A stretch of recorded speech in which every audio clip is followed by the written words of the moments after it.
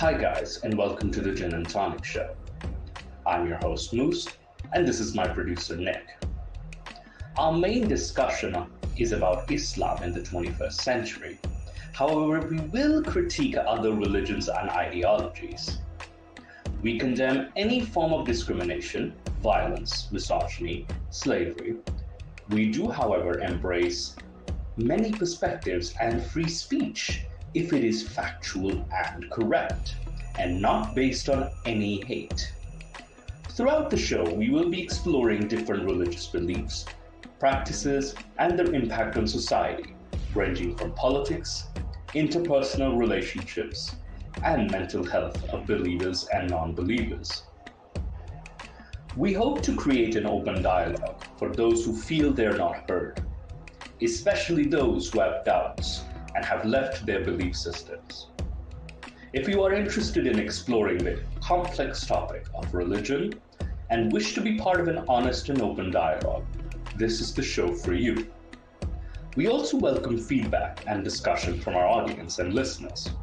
The Gin and Tonic Show is a free speech platform where you can express your ideas without any fear of violence and repercussions or any consequences. Please do join our discussion in the live chat as well as the comments. Thank you for stopping by and enjoy the Gin and Tonic Show.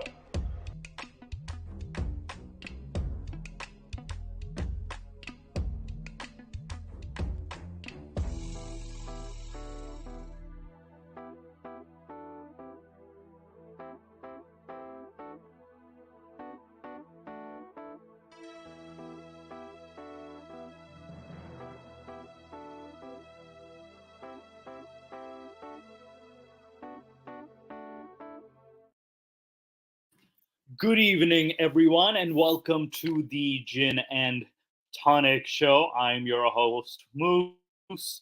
I am joined by the regular Gin of our show, the Culture Ginny, who will come into your nightmares, and he will tell you history, humanity, and society is complex.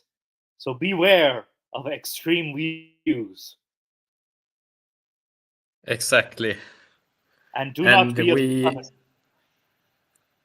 Yeah, that too.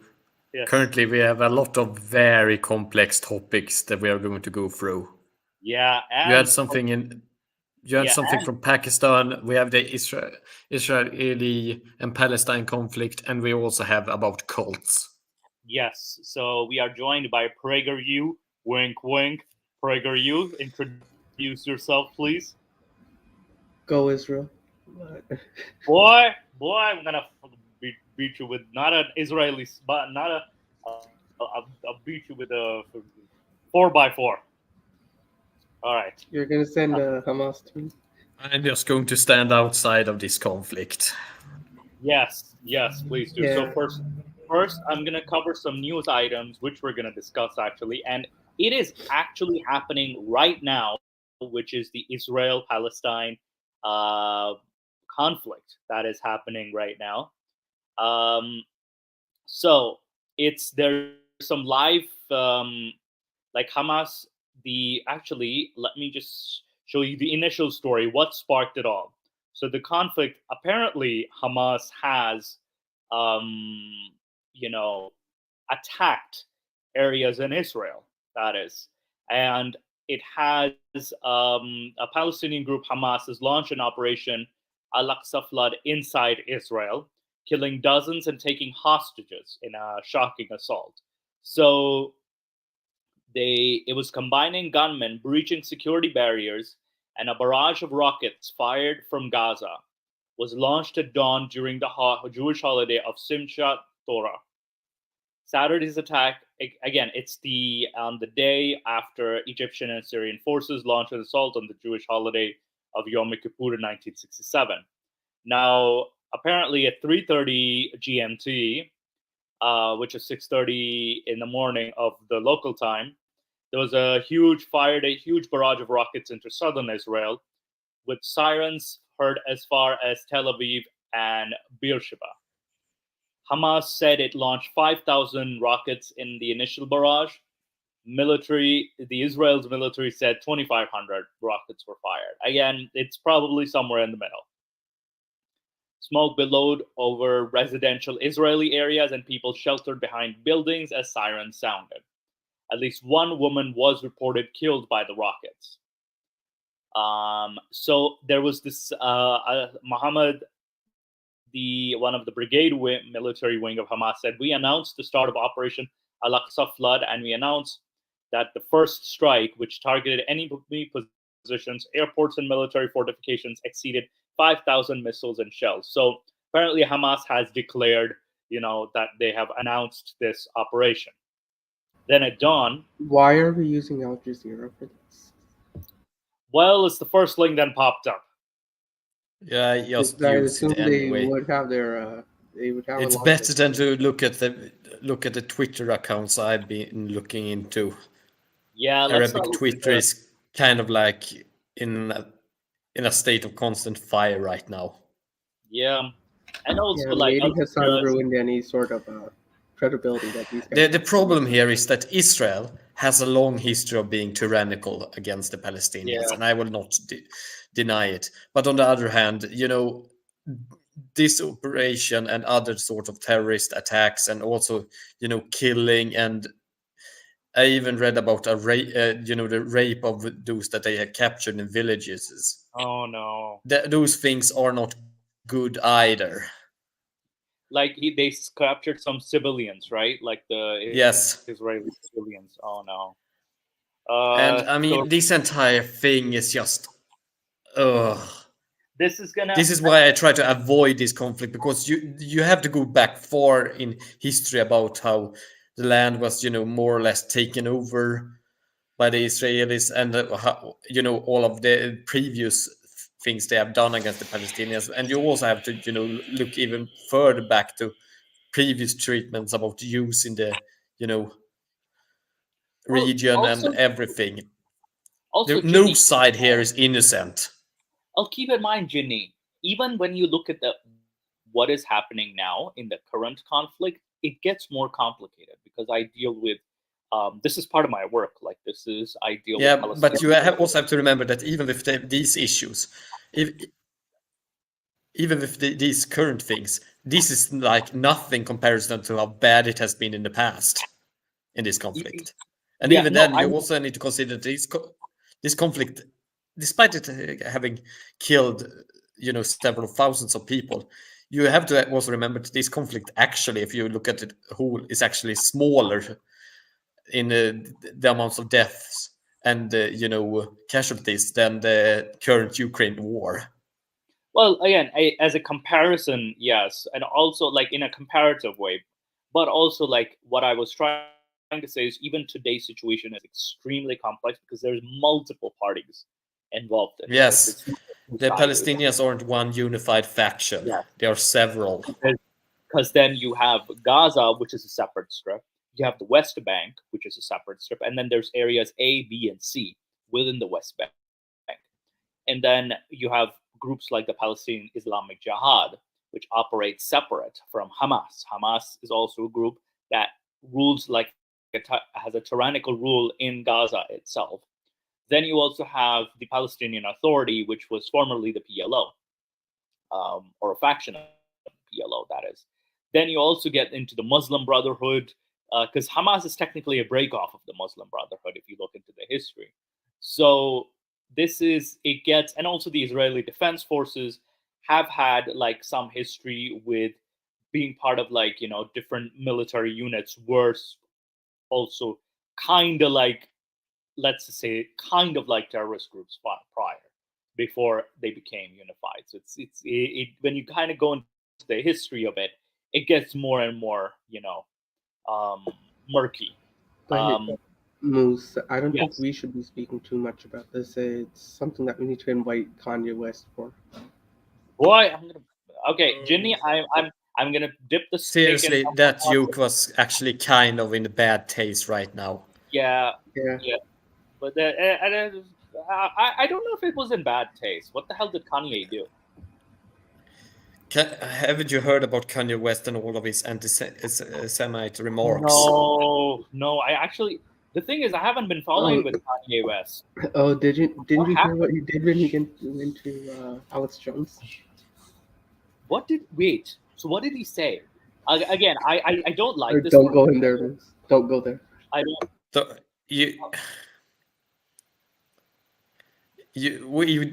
this becomes Sorry, Ginny. very you're fraught cutting out. territory to discuss, since it has to do with, this Yeah. becomes very fraught territory to discuss, as it has to do with certain events during the Second World War. Oh man, is he? And Oh, he kind of denied that it had happened. Oh, he's one of those Holocaust deniers, isn't he? Yes. Oh, Yeah, man. don't go down that rabbit hole.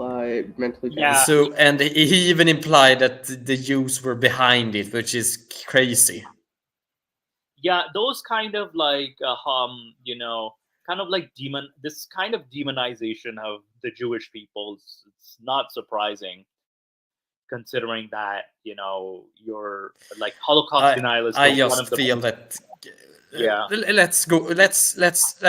Let's jump away from Kanye West and his craziness. Okay, let me cover the story.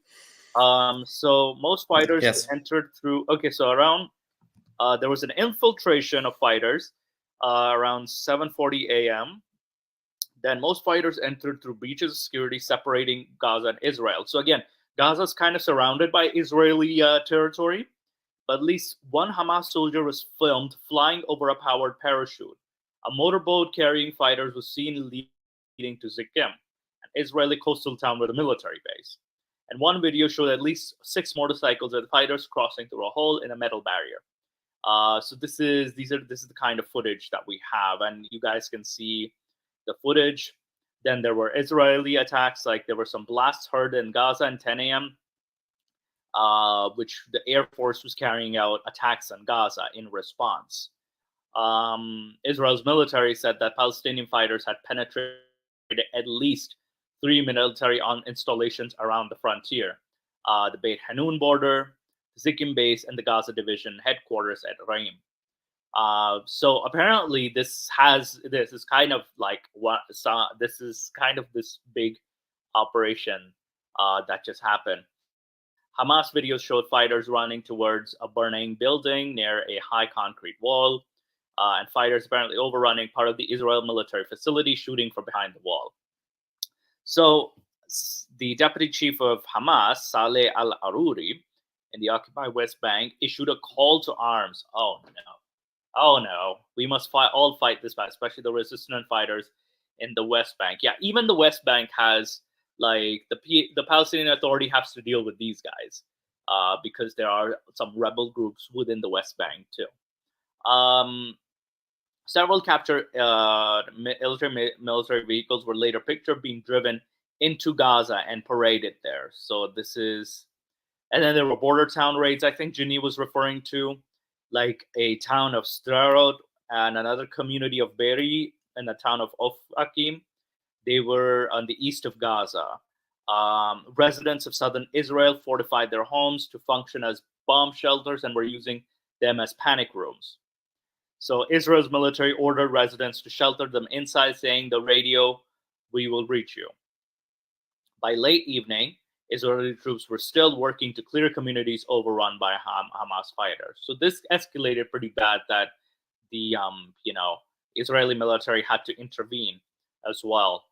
The Israel's National Rescue Service said at least Magen David Adom said at least 100 people were killed as hospitals treated hundreds of wounded. Medical sources in Gaza say at least 198 Palestinians were killed following the Israel air raids. Yeah, and again, this is not surprising because Israel air raids are pretty they don't point out fighters, civilians get killed too. Israel's foreign ministry accused Hamas fighters of going house to house and killing civilians, which is also not surprising because this could be as well true. And yes, I think Ginny was also talking about taking the captives. Israeli media reported gunmen seizing hostages in Ofakim. Palestinian Islamic Jihad said, there's another group that's involved, by the way, Islamic Jihad, there was fighting between Islamic Jihad and Israel prior to this that was happening. So with Hamas intervening, this kind of escalated. Showed footage, and Hamas social media showed footage appearing to show captives being taken into Gaza. One video showed 3 men in vests, shorts, and flip-flops being marched through security installation with Hebrew writing on the wall. Other videos showed female captives and Israeli soldiers being dragged from a military vehicle. So this is 7 GMT.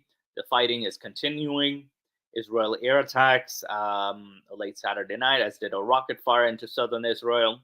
Israeli troops were still fighting Hamas in 22 locations near the Gaza Strip. Now this is near the Gaza. There's 22 different. So this is pretty widespread, this kind of fighting itself. And Israel's military said it's still fighting hundreds of Palestinian infiltrators. So this is but now I'm going to also bring up the live stream that's happening as well. So the live news is, it's going to wait the escalation. So there's some live, there's also an attack, like Israel, this is Gaza under bombardment. Medical sources say at least 232 Palestinians have been killed. And in Israel, then after Hamas offensive against Israel, that killed at least 200 people. So there's a massive loss of life going on here. This was a group besieged. But yeah, then in the occupied West Bank, there's a general strike across that has been called by all Palestinian factions. All ministries will be closed to observe call for a shutdown. The death toll rises to 250. Then, and apparently the West Bank has been starting to experience this as well, even though the West Bank is like kind of far off. But 6 Palestinians, including a child, have been killed in the West Bank. So this has the breakdown is 33 hit with live ammunition. So lots of injuries. 126 have been injured. 10 injured by rubber-coated bullets. 69 from tear gas.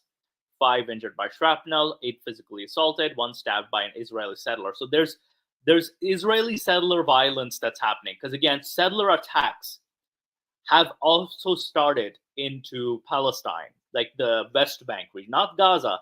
This is the West Bank region.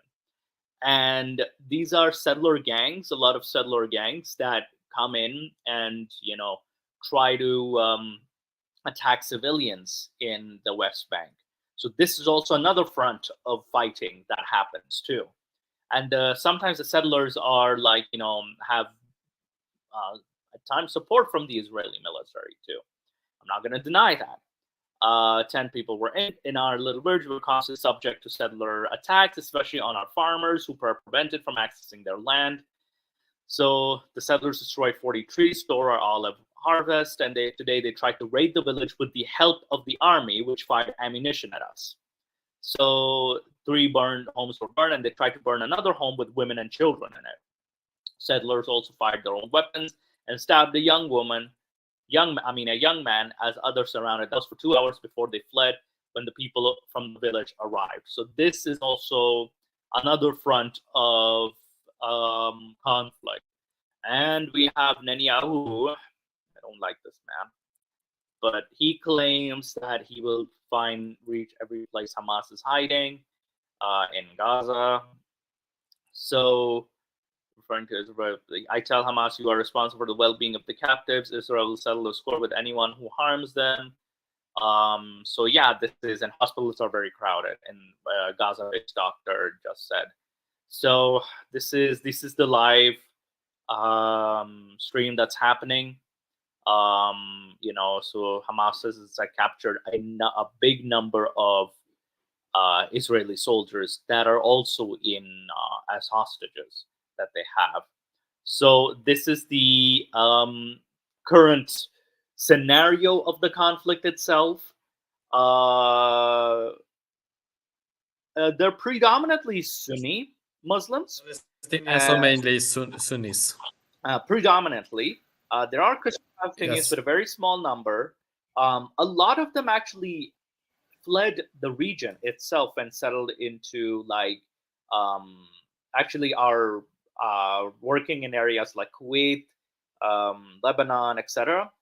though they're never granted citizenship. This is also something I did want to cover in a future video as well, like the plight of Palestinians outside of the region, that is. So, so it gets more, as complex as it is, the Palestinian civilians, I would say, got the worst of it overall in this conflict specifically.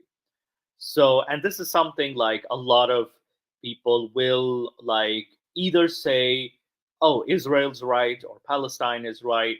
I'm not going to say like that's not the way to approach it, because, that's ignoring the complexities and the issues within this conflict. And I will cover, I wanted to cover the current issues in the next video, but also like, and Jenny and Brager, you're more than welcome to join. So we're just covering the news for now. We'll be following any updates that's going to happen in this news item. But there's another news item that I wanted to cover, and Ginny pointed it out. There was an attack in Pakistan that Ginny told me about as well, and I actually read it too. So I will share it.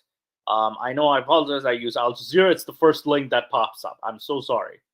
But it's a news source. We're gonna use it. Morning in every. So basically, there was a suicide bomb attack on Friday, and at least 60 civilians in Quetta have been killed. And this was a celebration of Muhammad's birthday, the Prophet Muhammad's birthday. So it was at a local mosque, and when the congregation had collected to mark the birthday of the Prophet, the bomber blew himself up. So, and this has, many have been severely injured, but yeah, 60 deaths that have been covered. No group has taken responsibility so far. The Tehreek-e-Taliban Pakistan have distanced themselves from the bombing, yet an unease has gripped the town and refuses to ease up. So no group has taken a responsibility, but I wouldn't necessarily be surprised if there's another group or subgroup of militants, or even like, a crazy individual did that. I would not necessarily be surprised, because the motive was that this is seen as shirk, these are kafirs, and they deserve to die. So, and I feel like they've, the government, they've actually also, because it's in the Balochistan province is kind of ignored in some aspects. Like, there's not a lot of funding, there's not a lot of security, and there's definitely some terrorism that the Pakistani military has kind of like fostered over there. And this is Eid Milad-ul-Nabi celebrations. And for the last 15 years, Pakistan has been battling armed groups, but the South Asian nation has witnessed a dramatic surge in attacks since November 2021, after a fragile peace deal between the government and the TTP broke down, which is the Taliban of Pakistan. Because again, keep in mind, this is the Taliban of Pakistan, not the Taliban in Afghanistan. They operate as separate entities.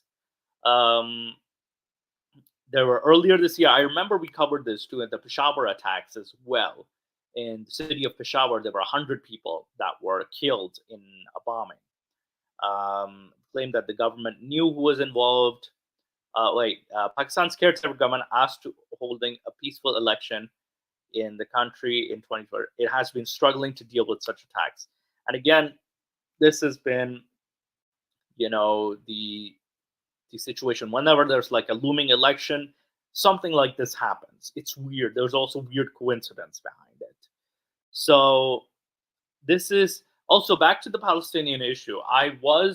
When I was covering the Palestinian issue, like in my research in regards to making a file for different Palestinian refugees, what I noticed was that a lot of Gazan residents were mad at Hamas for taking their wealth. So there were protests, which Hamas shot down. Like, there was internal violence as well too. So that also adds another complexity to the conflict. Also, back to Pakistan, with Pakistan situation, it's it is getting out of hand with the attacks, because there's not just the TTP. There's multiple smaller groups that do operate in Pakistan, and it's I want to say I'm not surprised, because at the same time, with the law and order situation, you've let these people who advocate for violence, you've let people who advocate for jihad roam free in the seas. You have literally terrorist leaders roaming free in the country. Apparently, there was another news where terrorists were being killed. It's being killed in Pakistan.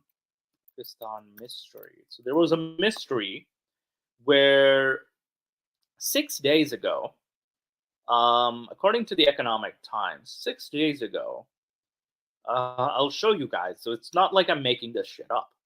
So a Lashkar terrorist was killed in a mysterious shooting in Karachi, Pakistan. So this is in Karachi front, like away from Balochistan, but in Karachi. There's an unidentified gunman who have been killing different terrorist leaders, that is.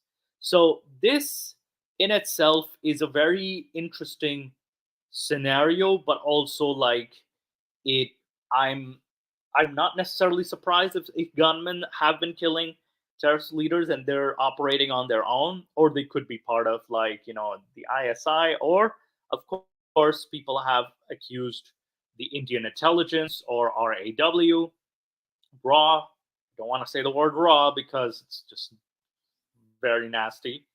And also, yeah, it's a mystery at the moment that who has been killing Pakistani terrorists.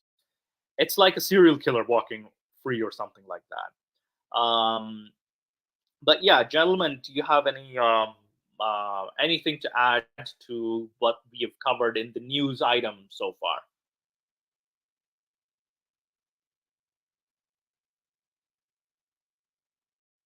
Just that just wanted to cover regarding Israel and Palestine is that I try to stand away from this conflict because it is so complicated, and it's usually not something I like to talk about, because it usually raises such strong emotions and it's hard to discuss it in a level-headed way because people are so polarized about it. Yeah, and there's tensions are high in this scenario too, that people are from, again, who are sympathizing or empathizing with both sides, tend to pick a side, so there's this attitude of picking a side, which is like it's very frustrating in a discussion like this. I would be open to discussing something like this because for me, I feel like it's high time we gotta discuss this. We gotta talk about this. Anyway, Prager, you wanted to say something.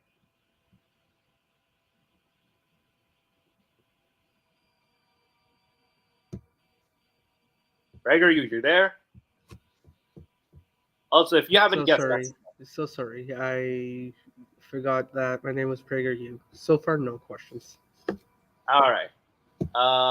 So we're gonna go with Nick, aka PragerU's what do you call it? His analysis, because he wanted to discuss this topic today. We'll discuss the new news items and what's happening in the following show, because I want to see what happens there and kind of analyze it. But let's see it's an extension of our last topic, because the preceding show we did the cult versus religion, where Ginny and I analyzed it and saw what was the difference. And what Ginny did was he defined different schools of thought of definition, that is, or different areas of definition. They weren't strict definitions, but philosophies of definition. I don't know. It's very hard to describe it, and there's different ways to look into the definition of a cult. Then we also analyzed what the differences is between. Yes, because there are yes, Jenny. Various traditions. Yeah, these. Also, by the way, about this trigger warning, this is only the fault of PragerU and his juvenile humor, especially the last one. I absolve myself from any relation to this. All right, yeah, Ginny's not related to this at all. But yeah, I think in the last discussion, also like the following week, we also discussed Nation of Islam too, and we were considering as an extension of the topic of the cult, how out there was it from mainstream Islam? Yeah. It was very out there, very like I think Ginny could fit it into a definition of a cult, but it also could also not be a cult. And then we were also determining like, is it an Islamic sect or not? And we kind of had a weird consensus that it was not exactly. It's all everything but Islam in name only. So it was a very interesting topic, the Nation of Islam. But now, PragerU has given us a trigger warning for his presentation. Yes. Yeah. So I'm not singling out a single organization or religion or cult. I'm going to be attacking all of them. And if you wish to argue or defend certain definitions or actual cases, you can always discuss in the comments, which I will be in, or you can come onto Discord and message me, and we can actually have a discussion on this, because finance and tech are my actual day-to-day background, so I'd love talking about them. But if me calling your cult a cult offends you, you can write your concerns on a piece of paper, put it in your mouth or under the tap to make it wet, and please shove it far up your anus. Damn it. All right, Dwayne. All right, Dwayne, let's go. So basically it's broken into two just because of the size of it.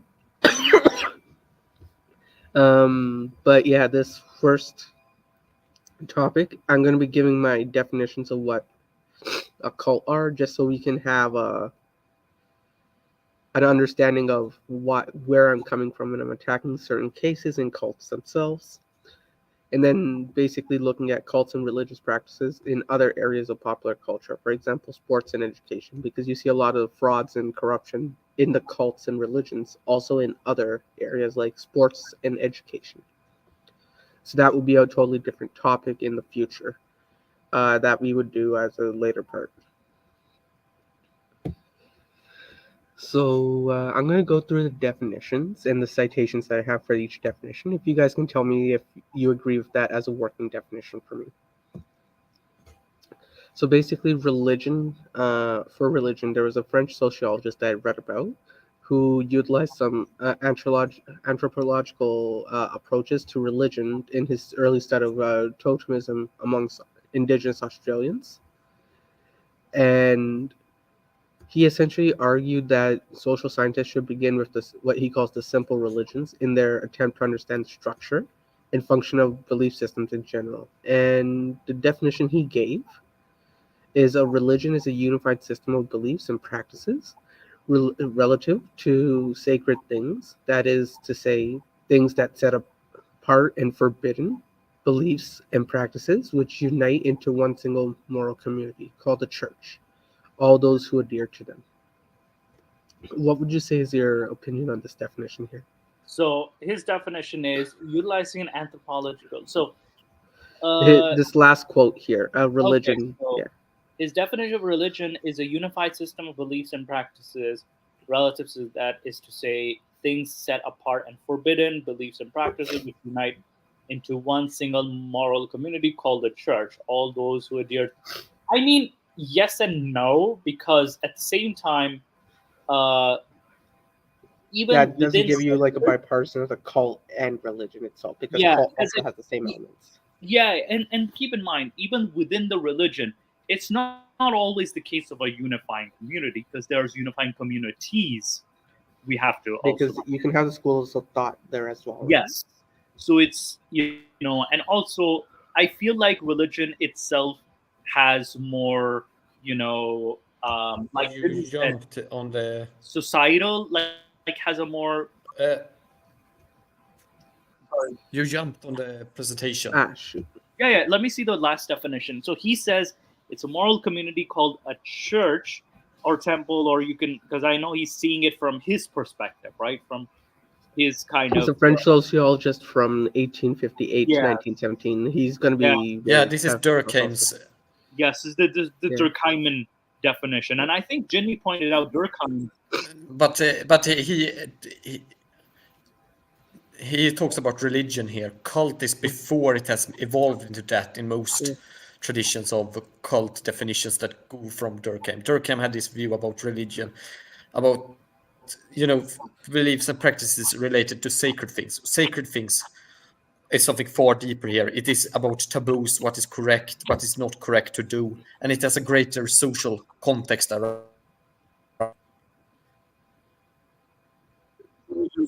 And also, this also goes through what we went for before when I told you about Durkheim starting from Yeah. simple religions. Yes, You yes, I remember that actually most do from remember that. Yeah, and And, like I mentioned, I read through Durkheim's work, and he started off with the research in indigenous Australian peoples. So I find, essentially with nomadic tribes, Yes. essentially. Yes, because he did the study on the Australian indigenous. Was he the one who said that this was the most ancient form of religion? Was it Durkheim? Correct me if I'm wrong. religion, rather. So it was the You're cutting out. Aboriginal. Yes, because he has this idea about evolutionary stages of religion following society, kind of. Right. It is Okay. because religion has a social societal function. Yes. Because Durkheim was of the functionalist school of thought. Right.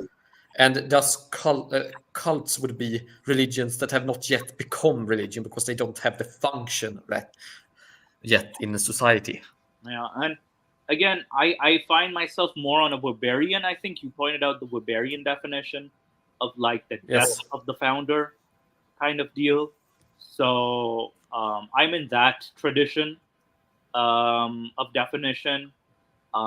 Then again, that's again my singular opinion, which is again also a debatable aspect. Yeah, but I also, we should probably move.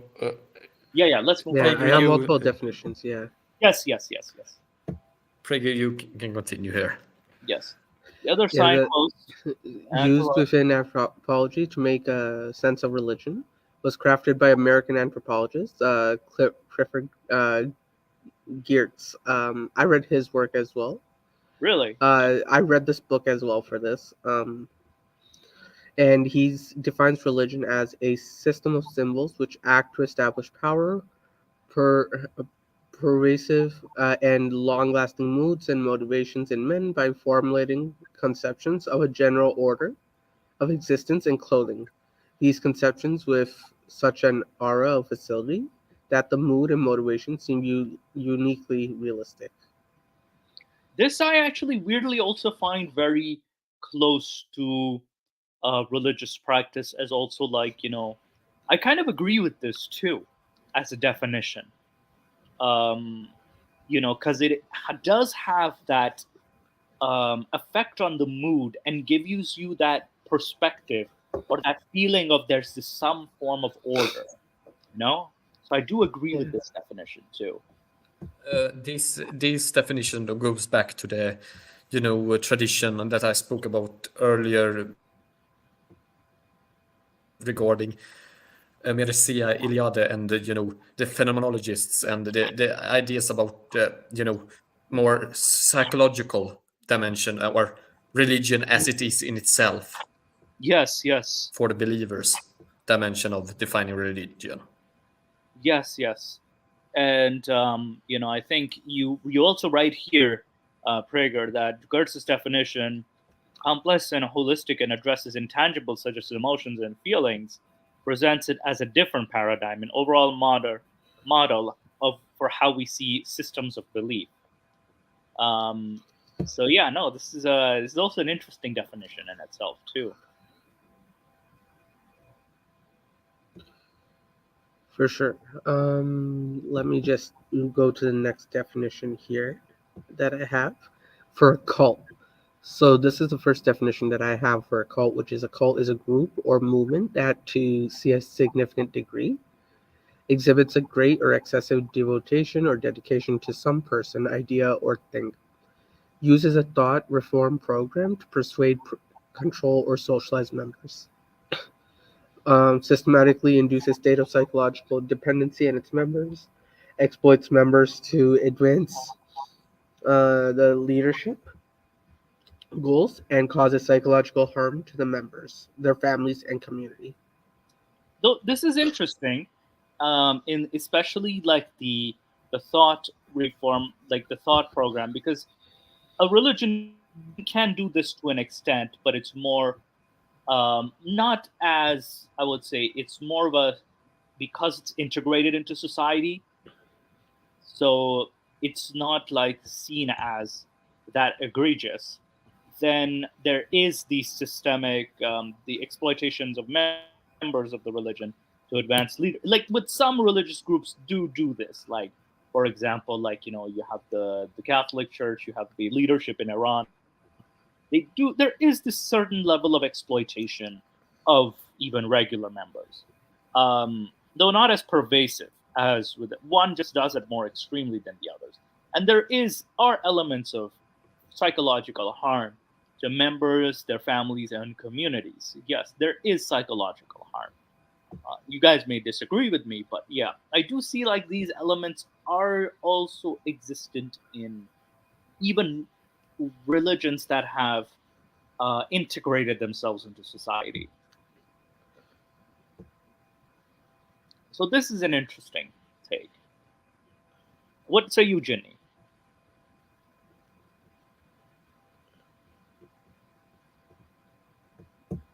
I think Ginny, can you hear us? Oh, sorry, I had forgotten that I had the mute button. Oh, Sorry. no worries, no worries.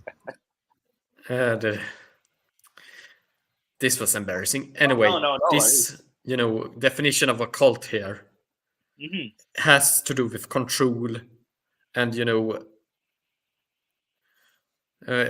about more personal social aspects, and thus is what I thought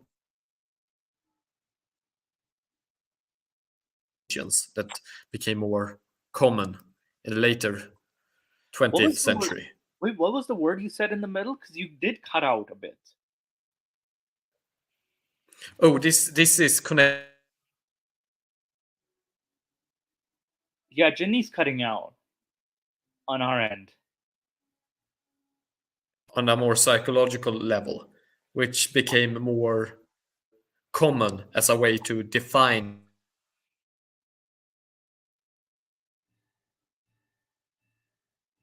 Yo, Ginny, you are cutting out a lot.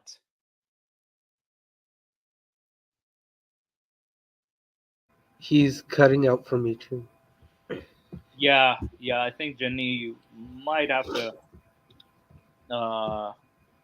fix your mic. Yeah, Ginny, you're cutting out a lot because we want to hear what you're saying, but like we can't hear you. Or you can even type it too in the private chat that I can read out for you.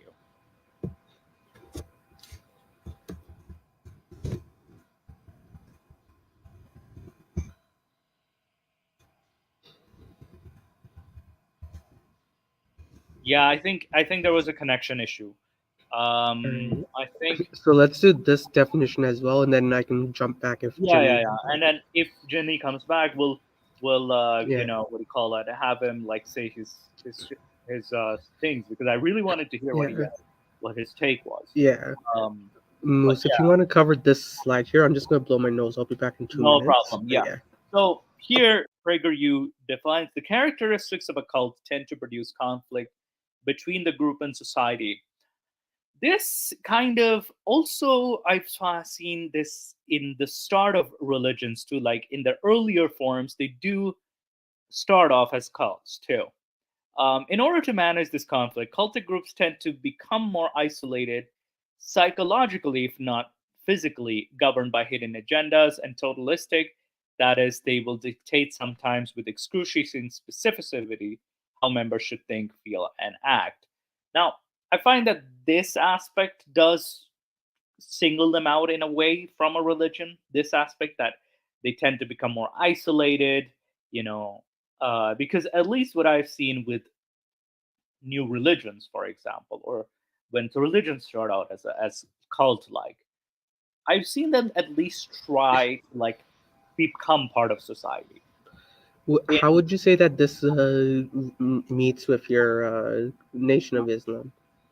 Well, keep in mind, it's Nation of Islam does have this isolated kind of agenda that I found. Like, I've noticed this with groups like Nation of Islam, though in terms of let's, for example, Islam founded by Muhammad, at least I found that he was trying to integrate into society, or he was trying to change society in a way, not so much being isolated, but rather trying to become part of it. Sure, he went away from Mecca, but he was still becoming part of a regular society. Whereas in this case, with the cult's case, at least as per this definition, they tend to isolate themselves to the point that you end up almost borderline torturing members too. As defined here, cults differ from new religions, new political movements, and in innovative psychotherapies and other new groups in that they make extensive use of unethical manipulative techniques of persuasion and control advance the leader's goals. I mean, new religions have used this too, but in a different aspect, in the sense that at least like you said in the second one, the new religion or new political movement is at least trying to make its footing into society, or it's trying to be accepted by society in some way, whether it's by force or whether by even dawa, by any means, or winning elections. But okay, so that statement says that if practices bind society together, then it's a religion. If it tears society apart, it's a cult. In essence, you could say that, though,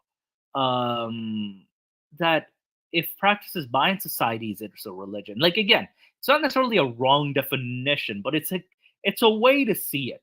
It's one way to see it, Dunabites. But yeah, you were saying what do you call it? Very good. There you are. Yeah, no, it's I think it does get blurry as to the difference of it just based off of the definitions I've given. Yeah, it does blur the lines a lot. Yeah, I think this definition actually gives a lot more reasonable thing, because I studied French, right?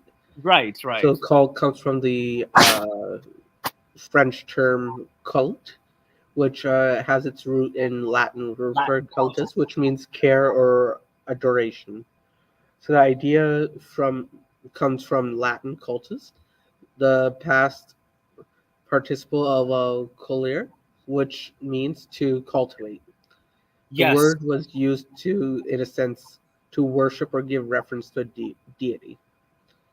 Today, I think the term cult can refer to a form of religious veneership or worship, a system of religious beliefs and rituals, also its body of adherence, a religion regarded as unorthodox or spurious, its body of adherence. Also its body of adherence, yeah. Yeah. A system for cure of diseases based on dogmas set forth by its promulgator. 5, a great devotion to a person, idea, object, movement, or work, such as a film or book. Yes. Especially such devotions regarded as literary or intellectual fad, usually a small group of people characterized by such devotion. And then I got this from Webster Dictionary as well. Yeah. Also, on a side note, it's okay, Jin, yes, your connection. I fairly knew there was some issue with the connection. But yeah, what would you say to this definition, Moose? Now, the most common of definitions I've seen used, at least in language in movies, in television, as well as like regular conversation, people tend to use the definition, I think it's the second one. No, no, three. Uh, yeah. So the third definition is the most commonly used definition because it's something that's so different, it's out there kind of definition. Then there's another type which I've noticed people use the word cults to describe any religion I don't like. Like, for example, I've seen online and also like on certain platforms, I've seen like certain Christians calling certain Muslim groups cults. It's just a religion they don't like, for example. So and that's just an example, or any system of belief that I don't like, has also become a sort of a definition, which I find is a very negative way, and not necessarily just a negative. It's a very narrow way of seeing it, because keep in mind, there's the fifth definition over here: a great devotion to a person, idea, object, movement, or work, especially such devotion regarded as a literally or intellectual fad. Now, it's usually a smaller group of people characterized by such a devotion. Now, keep in mind, this could even just be as blurry as fan following too. Like, you could be like they say something like the Rocky Horror Picture Show, for example. It's a movie and a play too, which has a cult following. That's what they call it. So in that concept, but it just has a very small fan base. Niche fan base is what I would kind of regard it as. That one's also a very fairly used definition too about films in general. But yeah, I find that there's some of these definitions: a system of religious beliefs and ritual, also its body of adherence. This is almost the same as a religion. So it's kind of like, there's a lot of overlap. Lots of overlap, almost. Would you say that all religions would fall under a cult definition, but not every cult is a religion? Yes, at least in my opinion. And again, I have a different view in the sense that I think I was talking with Ginny too about it. I think of a Bavarian definition, where I find that most religions, because they are, their founders are dead, so they've become religions. That's again from my perspective. But not necessarily all cults are religions. Yeah, I could definitely see that, because there are cults for political movements. There's cults for Yeah, and we're going to be seeing that as well in the next couple of slides. And the next slide is actually the more interesting part, or at least what I'm expertised in. Yeah, go ahead. So basically, the concepts of financial abuse, which is a major one. Not a lot of people know the definitions, especially with things like what Andrew Tate's doing now. Oh, geez. So no internationally accepted definition of financial crime exists. Rather, the term expresses different concepts depending on the jurisdiction and on the context. This paper, or at least this is where I got this from, was actually my thesis project.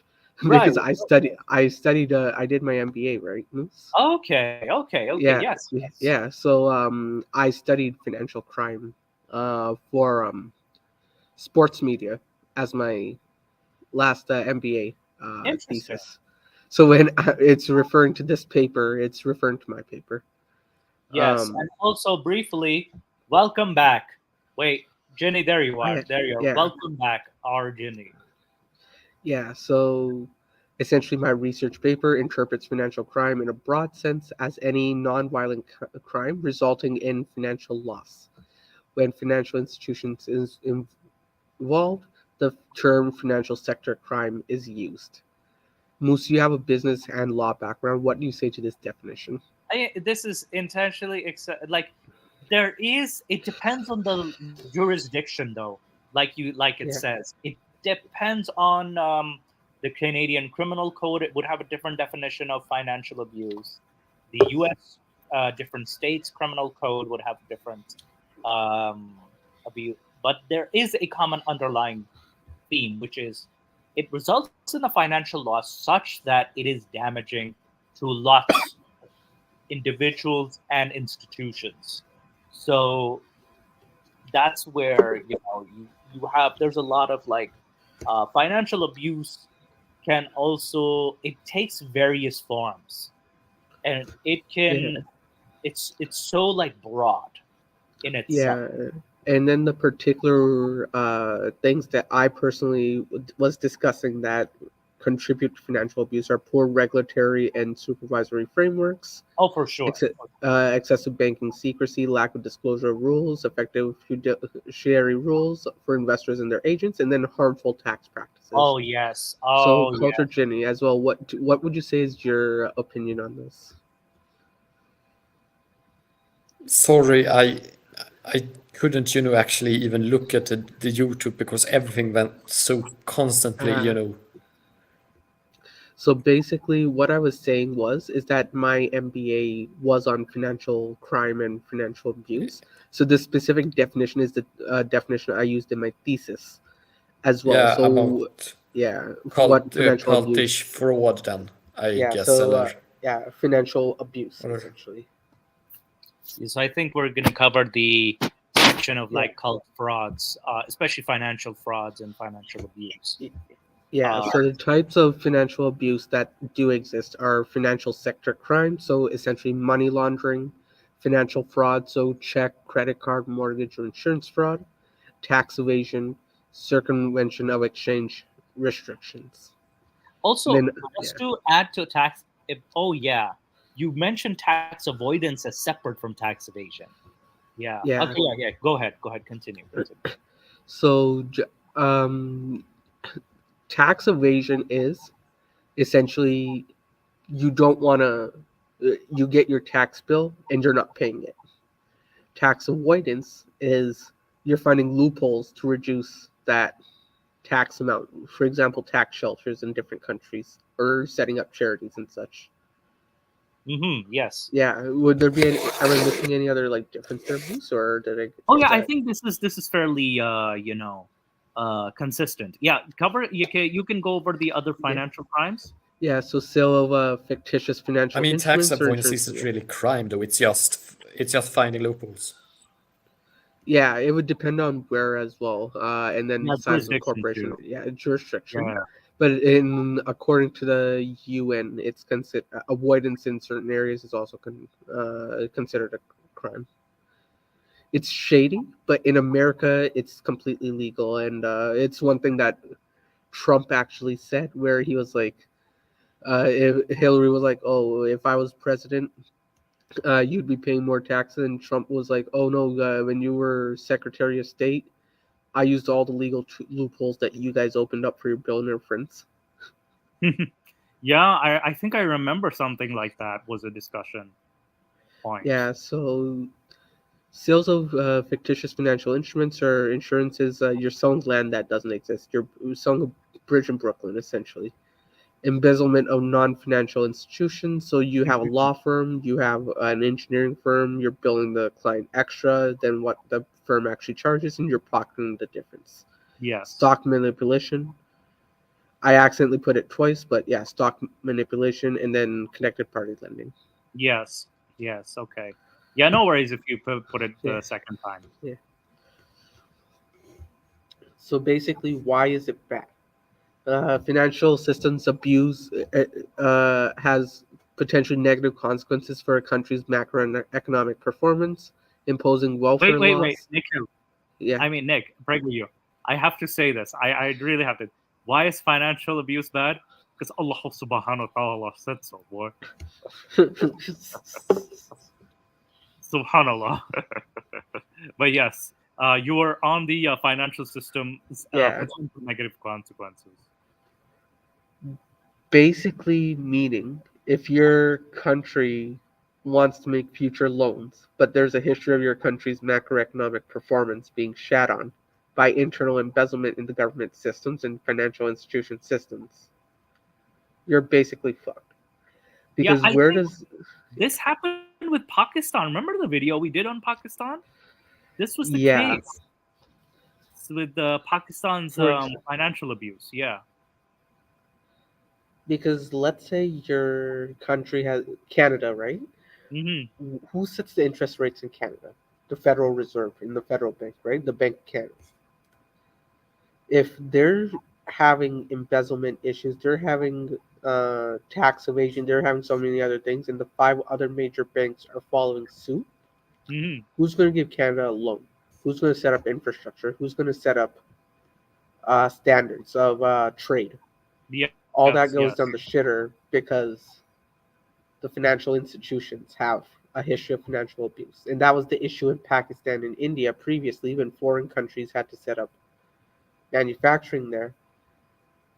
They had to get bribes or they had to like do certain things because the embezzlement was a huge issue there. Now it's improving in Yes. India. I don't know about the state in Pakistan, but Oh, it's no, also not at all. Not the at all. discussion Elon Musk had with the UN, where the UN generals was like, "Oh, if you pay $6 billion, we can end world hunger."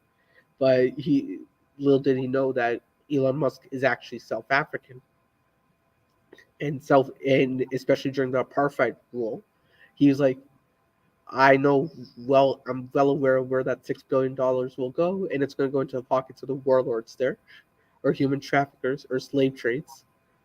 So unless you can get me like a detailed list, receipts of where my $6 billion will go, I'm not giving you a single penny.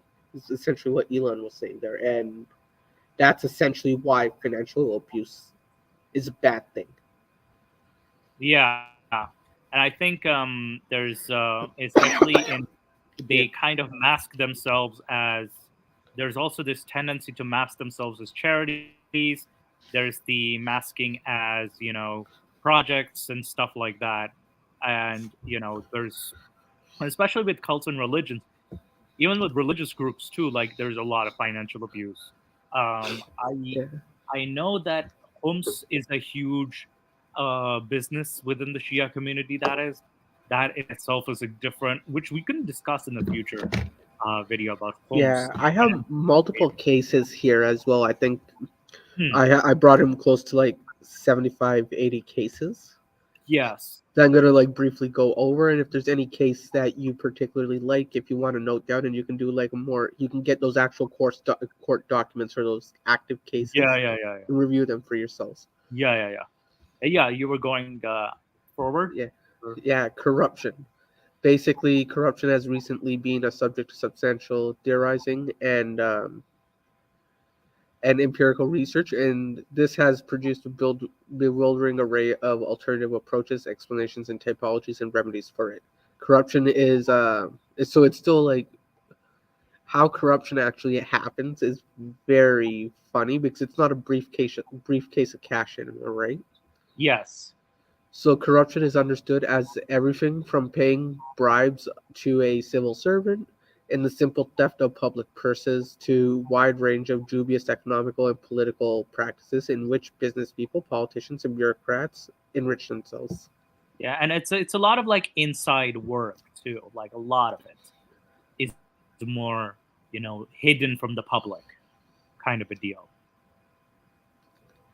Yeah, and I had the different types. I've broken it down as well. So bribery, is a payment in money or kind that is given or taken in a corrupt relationship. To pay or receive a bribe is corruption per se, and should be understood as the essence of corruption.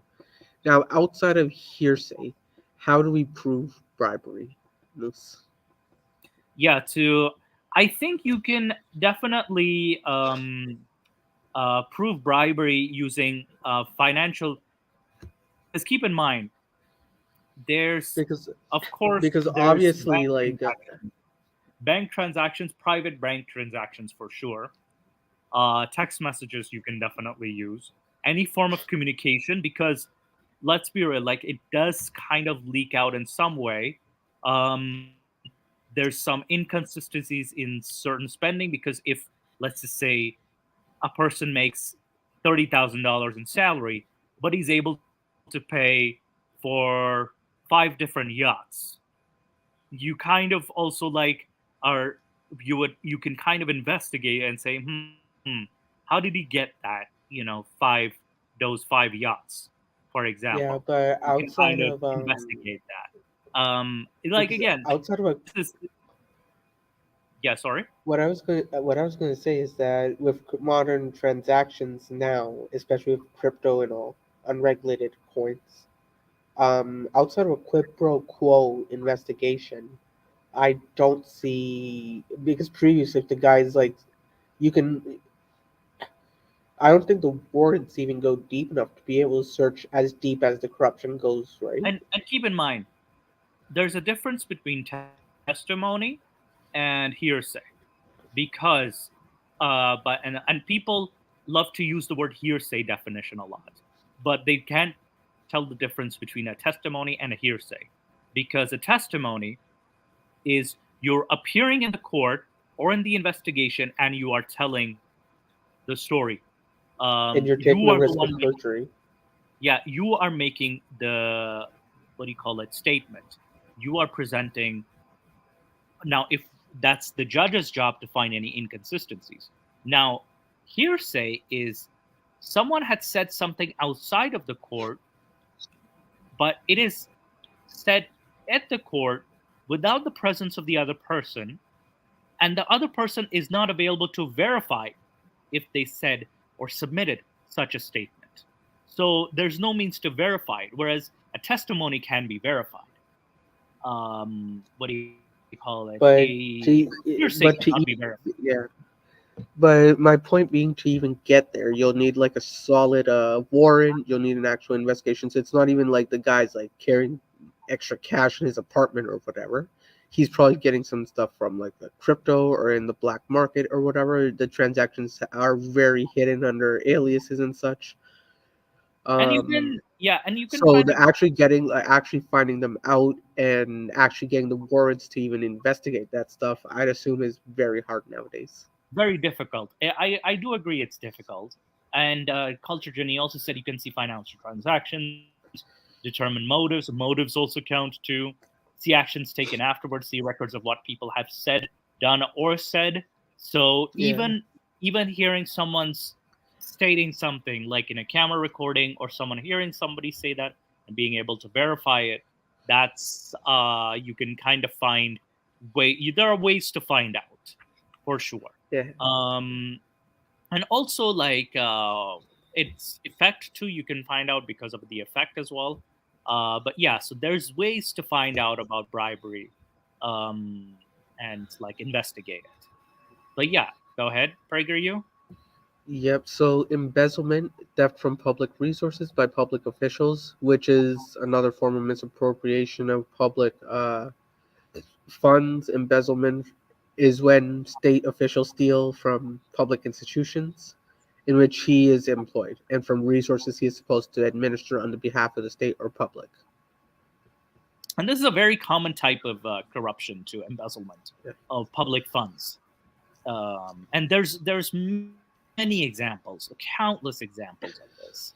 And I think Imran Khan is currently like accused of this, even though there are other military officers and corrupt politicians that have been accused of this. Imran Khan is accused of like the Tosha Khana,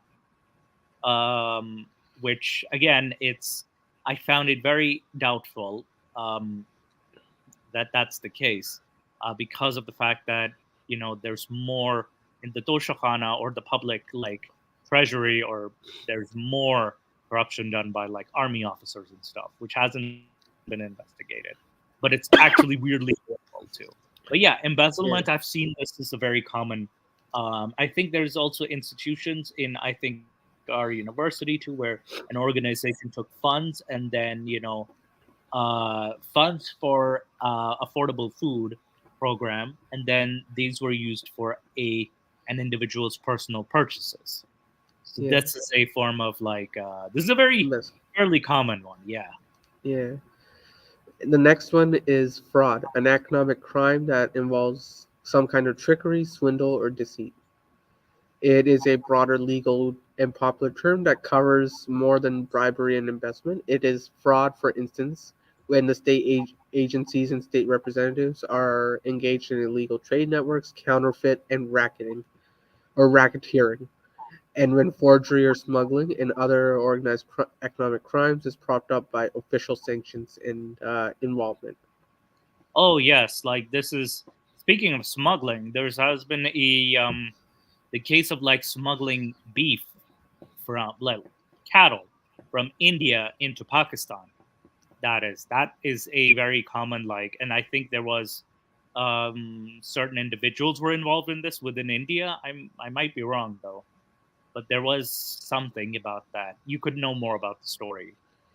Unfortunately, that's a topic I'm very well versed in, but it's a rabbit hole if I start going on it. Yeah, it's a weird rabbit hole too, and But yeah, yeah, this one is my favorite kind of corruption, extortion. Not that I do this, but what? Yeah, you better not be doing this. so basically, extortion is money and other resources extracted by the use of coercion, violence, or threats to use force, protection, or security.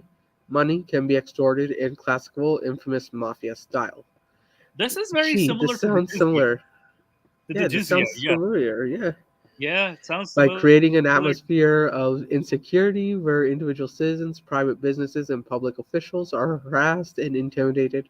A mafia and other criminals can blackmail and extort money in return for their kind of peace. Only those who pay the protection money will be exempt from further harassment. Blackmailing and extortion is basically a corrupt transaction, but the money is more violently extracted and returns as a meager. Does this sound familiar to you? Yeah, it's like, hey, I won't kill you. Give me money, I won't kill you, kind of deal. And this, I think we covered jizya as well too. With jizya, how different it was from actual tax. Oi, how about you shut up about the blasphemer? You being a blasphemer, all right? You can't talk about jizya about like that. You're a blasphemer. You're a heretic. Yeah, like, and a lot of dawa defenders of the Muslim faith will say, "Oh, it's the same as tax," but actually, it fits more extortion, if anything. And taxation isn't an extortion. Taxation is used to provide public services. So with jizya. Well, no, because taxation is also used for police force for your protection. Yes, police force or protection. Oh, yeah, that's also another rabbit hole we want to go to. but all right, so yeah, established is for like the protection of citizens or investigating of crimes, prevention of crimes. So there is a more systemic. And eating donuts. Yeah, and of course eating donuts. Yes. All right, favoritism is a mechanism of power abuse implying privatization and highly based distributions of state resources, no matter how these resources have been accumulated in the first place. Favoritism is a natural human proclivity to favor friends, family, and anyone close and trusted. Nepotism is a special form of favoritism in which the office holder, ruler, prefers his proper kinfolk and family members. Many unrestricted presidents have tried to secure their precocious power position by nominating family members to key political, economic, and military security positions in the state apparatus. Remember the case of the slowest runner in the Somali runner? Yeah. Remember that case where I do. Yeah, it was I think it was just in August where she was the slowest runner and she was completely untrained, yet she was either it was the daughter or like the niece of one of the executives that had gotten into the what was the game's name called? The what the game? Olympics. Was it the no? It was Commonwealth Games. It's the Commonwealth Games, right? I think so. Holy was we call it. It was covered by I think a lot of. It became like kind of a meme actually. What do you call it? Countries athletics. Yeah, it was in China too. Like the college games in China, like the what do you call it? Can I show the clip? I really want an excuse to play the clip. Yeah, let's go ahead. And this was, I think, a lot of people did say that it was this issue with Somalia too, and it was a Muslim country. So Somali runner sets record for slowest 100-meter, and yeah, that's her right there, way behind. Wait, 20 seconds for 100 meters? Yeah, I was even the worst already one is like. So, when I was doing football, I was already doing. and look at that hop! I Look was- at that! Look at that! That little skip! That little skip! My fat ass can still take under 20 seconds for. Yeah. When I was doing soccer, I was already at 12, 13 seconds. Yeah. What kind of a sprinter is this? I don't know, man. And there was like accusations of like she was, you know, what do you call it? It's she wanted a world record. She got a world record in Mission Cup. So there was the issue of the what do you call it? Somali runner nepotism. So there was the issue of nepotism with this case. So this was an example of more You egregious could have example. just showed any Bollywood movie. The what? You could have showed any Bollywood movie. Yeah, Nepotism. yeah, and also sparse controversy. So there, this is a very interesting story of nepotism. And then there's Dudabai saying, "Oh, pick me, I'm a second sponsor." Now, Dudabai, it's you know, we respect you. We don't want you to like, you know, get humiliated on the public stage. But seriously though, like that was not the that was just something, like, because Somalia has some brilliant runners, and then this I'm sorry to say, but this out of shape like thing, okay. Hey, be a man Yeah. and use the real word. This badass. I was gonna say this fat ass. Okay, and it's like, again, I don't want to say fat ass, but like, come on now, for a runner, you're not in good shape. I'm actually, just to do the bites, I'm actually Telugu, where the movie RRR actually originates from. I highly recommend watching it, but just put your brain outside the theater. As a Telugu guy, I'm actually proud of that movie, but just put your brain outside. Oh man. But yes, I know you're gonna. And do not watch it in Hindi. That dubbing is fucking atrocious. Watch it in Telugu with English subtitles. Okay, so watch it with English subtitles. Because there's like a scene where like one of the guys is like started crying, and in Telugu it sounds like really nice. Amma nenadu manchini, which means I'm like a wild animal. I couldn't understand like the greater cause. And then in Hindi, he's like, ma'am, I'm a wild boar. Oh, wild boar. But the thing is, like, the guy was supposed to play a Muslim, right? Yeah. So I'm like, okay, so watch it in Telugu so you get the proper like translation and subtitles. Yes. All right. So definitely we that's the recommendation. All right, so analysis of a cult. So there's an evangelical sociologist named Ron Enroth, and he notes 9 common characteristics of a cult.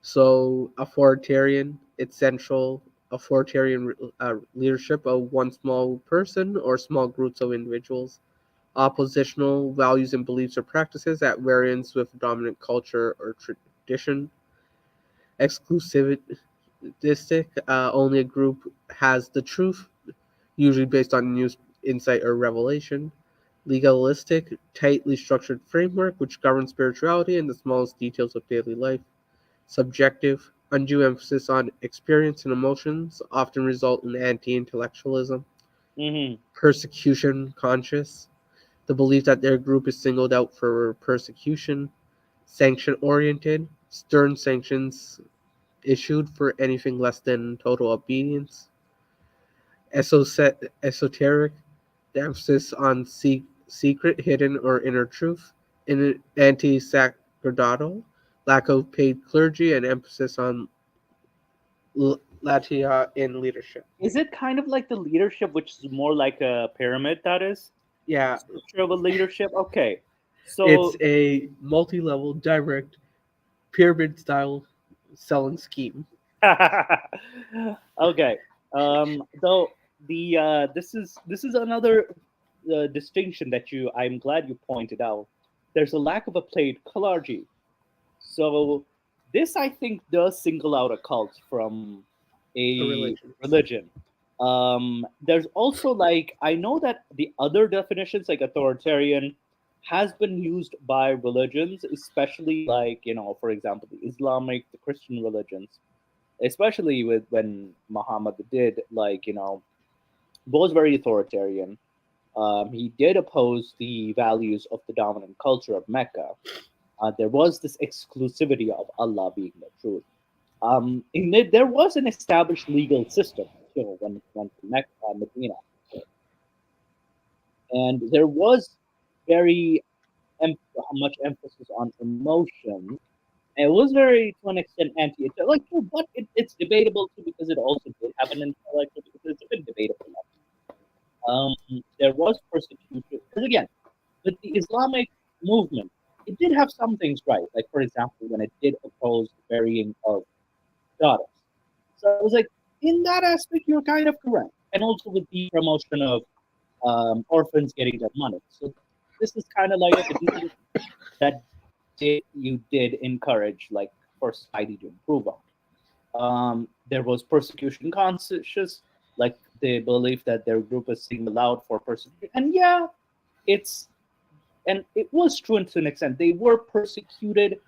Did they play a victim as much? Probably. I can't ascertain for sure. There was a sanction of sorts where, you did have, if someone left you, there was a death penalty on you.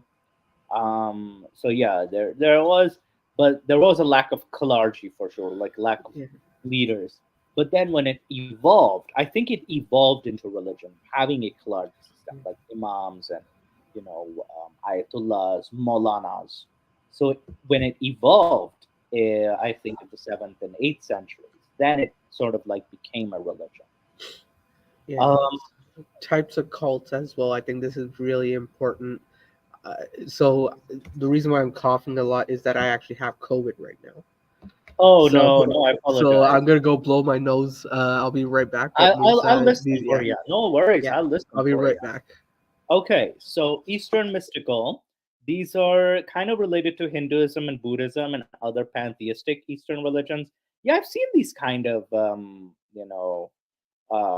groups. That is, examples in this area are what is this called? Hare Krishna and Self-Realization Fellowship. Then there's those inspired by Christianity, aberrant Christian. They claim to be the Bible-based, but which deviate in practice or belief, such as the Way International, the Boston Church of Christ, and the Shepherding Movement. I actually did not know these groups existed. I was not familiar. Then, of course, we have the psycho-spiritual or self. Oh, these are the ones that, like, oh man, I've actually come across these. But I didn't know that these are examples of these examples, like groups offering seminars or workshops providing self-improvement or personal information, transforming a growing cultic trend, which is kind of like also being used by other forms of, like, preachers too. Includes the transcendental meditation, LifeSpring, and the Forum. These are some of the examples. Like, are you, dude Abais, are you talking about self-improvement or psycho-spiritual? But yeah. Eclectic, syncretistic. This is a combination of several religious traditions, including the Unification Church, the Moonies, and the Church Universal and Triumph. I mean, Nation of Islam, I remember our last one could fit into this definition. Psychic, occult, or astral. The UFO types. Yes, these groups offer secret wisdom and lost truths. Examples include the UFO cults and Edgar Case's Association for Research and Enlightenment. I mean, yeah, Nation of Islam also fits this definition too, both like eclectic syncretism and also like the psychic, occult, or astral. Because I remember we were talking about the mothership. So when Nick comes back, I'll actually try to explain him the mothership. So I just heard about it, that. I know what the mothership is with the UFO. the Nation of Conspiracy. Islam, right? Because apparently Yeah, Elijah Muhammad is inside that mothership, yeah. alive, or his Um, So, Dudabytes, I actually have a special story about this, and it's gonna come up in a slide later. oh yeah, like apparently And there's debate on like self-improvement being a new form of a cult too. yeah, Um, because there's actually a specific the reason why I got into cults in the first place. It's a very interesting story. I haven't yeah, told it anywhere, but I'll put it out on the Gin and Tonic show. yeah. Moose, I don't So even think you as I know was, this story. yeah, I think I was also telling you, the Nation of Islam also kind of fits the eclectic syncretic because it was combining a lot of pop culture, American pop culture, with Christianity and Islam, kind of like meshed together.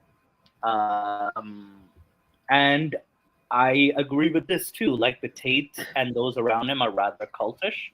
So I do agree with this, especially like with Tate. Oi, don't talk about Daddy Tate. Daddy Tate, yeah. And it's kind of interesting. Like a lot of the people he appeals to are very like woman haters, like very on disturbing Incels. levels too. Involuntary celibates. I'll use a full term: involuntary celibates.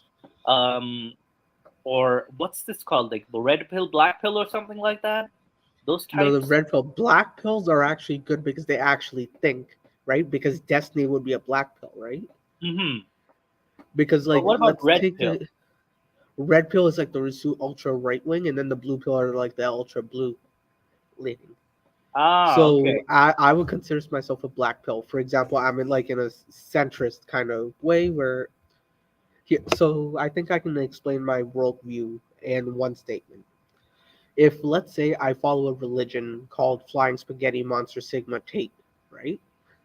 And Sigma Tate comes into my dream and tells me in order to be the biggest alpha male possible, you gotta fuck woman or like not fuck woman, get rid of woman and raw dog dudes in the butt, and you got to leave your wife that you love so much and only be with women.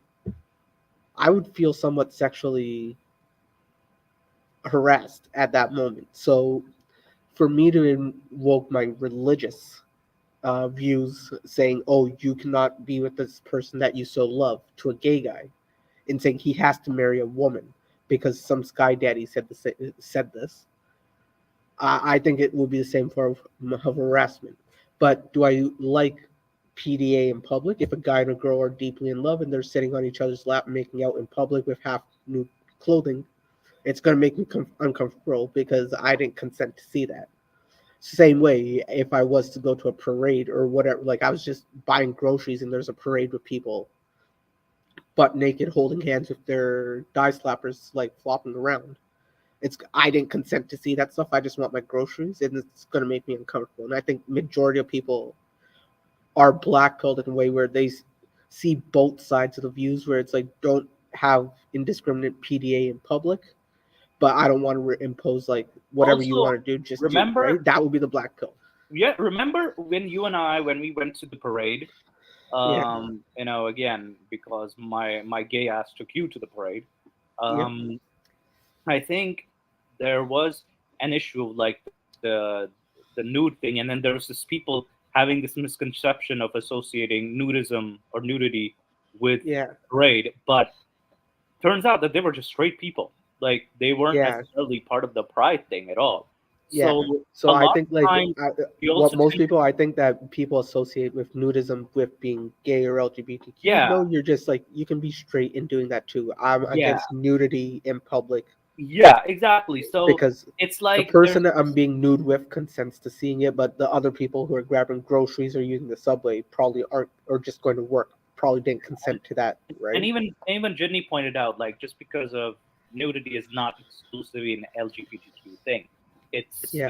but it's unfortunately it's associated with it because again, some people Yeah. don't think critically.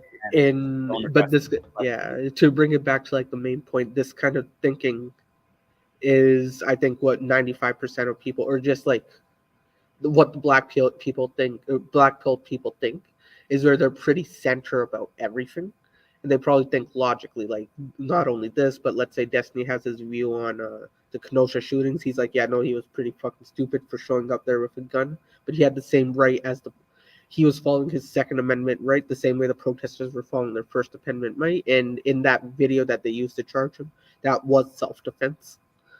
Yeah. Also, So that Jin kind was of thing. telling you, take the white pill, be positive, follow the light. Yeah. You should follow the light, boy. Also, yes, For sure. yes, exhibitionism is not absolutely. Exhibitionism is kind of like, it's associated with pride, but unfortunately, that's the stereotype. Yeah. But in reality, it's not necessarily the case. I hope that clears up the black pill, red pill, and blue pill. Yeah, and it does. Like, some say that with the black pill, like, everything or something like that. No, you just think. But then there's also different definitions out there, too, that I've read. So, and then again, some people claim certain types of pills.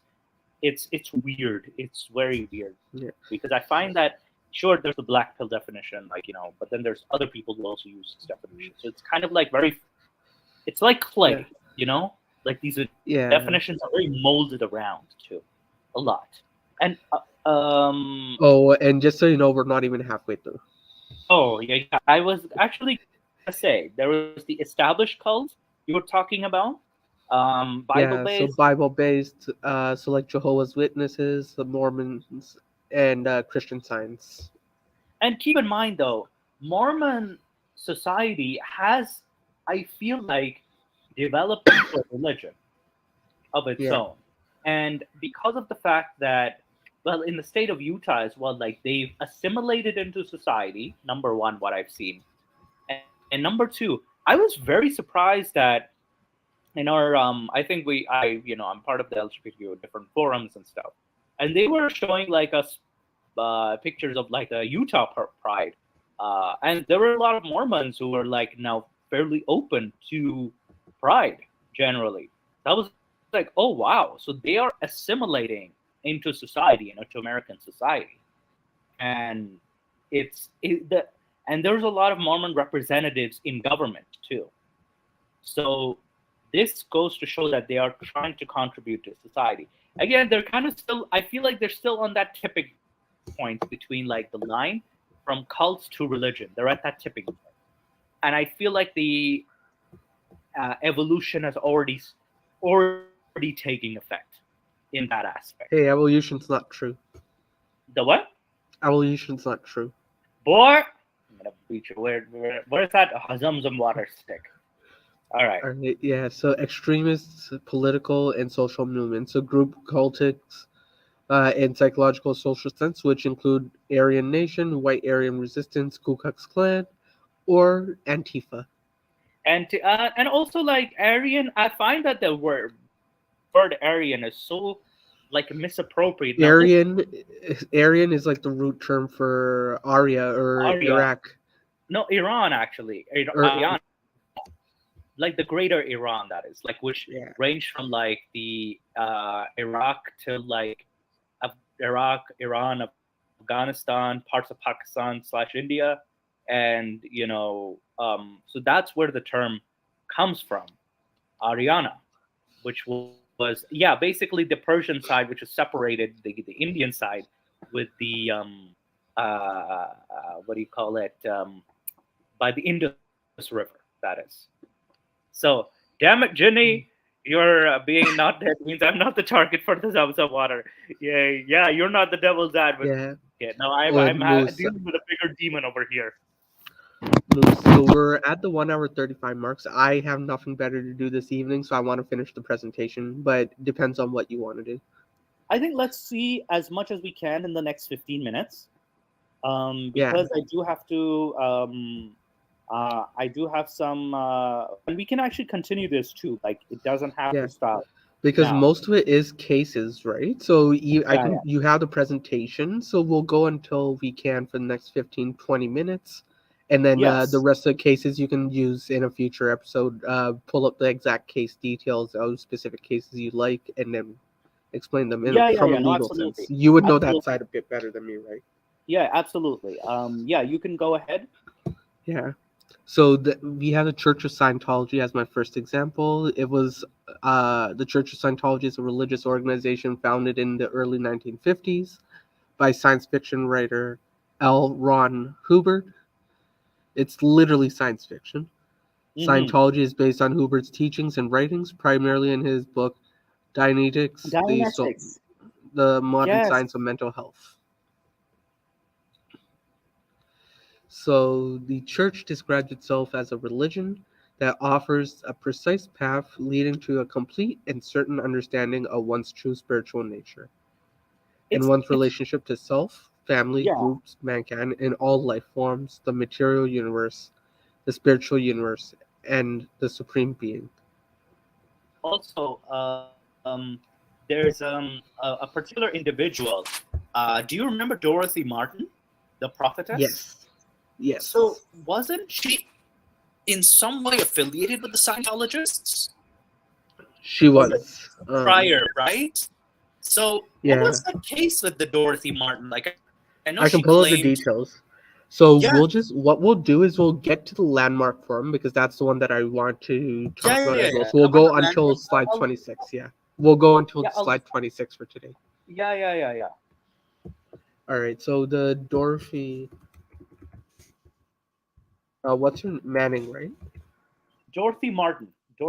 Ah. Dorothy Martin. So The singer, I think, right? No, not the called.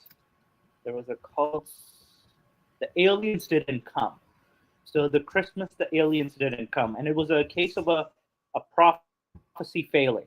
That is. So this was. I think I can share the screen of this article. Yeah. So the Christmas, it was a failed doomsday prophecy. So. They should ask the Jehovah's Witnesses. They got millions of those. I know, it's weird because they've done that 3 times already. At 6 o'clock on Christmas Eve, a small group of people gathered outside Dorothy Martin's home in Oak Park, Illinois, singing Christmas carols and waiting. But this was no symbolic ritual. They weren't waiting for the birth of baby Jesus. They were waiting to depart the earth, and 200 more people had come to watch them and wait. A day earlier, Martin had received a message telling her the group was to wait at that place at that time for a flying saucer to land. They had 20 minutes for the spaceman to pick them up, as the message had promised. When none arrived, they went inside. And this wasn't the first time they were disappointed. It was the 4th. It's so weird. Like, it all started with the prophecy of a massive flood was coming on December 21st, 1954. The many of that of Martin was involved in Scientology and interested in flying saucers, claimed to receive from beings she called the guard. And she would say something like, I felt a kind of tingling and numbness in my arm, and my arm felt warm right up the shoulder. Was it? Okay. That's a heart attack, isn't it? That's decidedly like a heart attack, doesn't it? Yeah. She said, describing the way she would receive the messages. That's what they told me was a heart attack or a stroke in my CPR class. Yeah, there's a medical. It could be just medical. Without knowing why, I picked up a pencil and pad and were lying in the table. And my hand began to write another handwriting. I looked at the handwriting. It was strangely familiar, but I knew it was my guess that somebody else was using my hand. A flood warning, like all the others, had flowed through her as she wrote out her arm being possessed by these otherworldly beings. Oh. This looks like a mix between an orgasm and a heart attack. Well, it also could just be like there could be another form of what do you call it? This comes from. She might be also be watching so many horror films too at her time. It could be inspired. Yeah, no. And again, I don't know how many horror films were there of possession in 1954. So this is Moose. She was getting a heart attack in the middle of erotica, man. Boy, stop with the sex jokes. I'm gonna beat you more with Zum Zum water stick. Oh, I had Spray right yourself. shoulder pain. Well, I had right shoulder pain and my arm was tingling as fluids flew through me. What else am I supposed to think? Boy, there's a feature with the holy stick too. But a few of the believers would end up singing Christmas carols. Christmas weren't actually believers at all. They were scientists. A team of researchers from the University of Minnesota studying social movements had learned of Martin earlier that year and consider her and her followers a perfect field study. They began spending time with her in October, eventually earning her confidence, and watched how she and her followers dealt with disappointment over the next several months as their predictions repeatedly failed to pan out. 3 of the Minnesota researchers, Leon Festinger, Henry Ricken, and Stanley Schachter, I'm probably butchering these names, recounted the believer story in the detail in the book When Prophecy Comes. This I remember when Prophecy was published nearly 60 years ago, in January 1st, 1956. The experiences of Martin and other believers were influential on Festinger's theory of cognitive dissonance. So yeah, this is a very famous, this is where we got the terminology cognitive dissonance. You have time and time again failed prophecies, you show it to the followers, and yet they still continue to believe, because some excuse always comes up. According to the book, the spaceman's arrival was originally scheduled for 4 o'clock on December 17th. Believers removed all the metal from their bodies, an act considered essential before one mighty safety board assaulter, the authors, right, and went out to Martin's backyard scanning the skies. 10 minutes went by, and then Martin, who was giving a pseudonym, Marian Keach, in the book, abruptly returned to the living room. Others trickled away, and last believers went by at 5:30. In the house, they discussed what went wrong, eventually landing on the experience that must have been just a practice session. The saucers would indeed land when the time was right, but everyone had to be well-trained, well-drilled actors, so that Like Tom Cruise. Oh man! So when the real time arrived, things would go smoothly. The book reads: the spacemen were not testing their faithfulness, but they were simply unwilling to leave any possibility that their human allies would make a mistake. And also, Tom Cruise is a Scientologist. Surprise, surprise. Yeah. Let's get back to this as well, because they have a lot of criminal activities as well. Yeah, so yeah.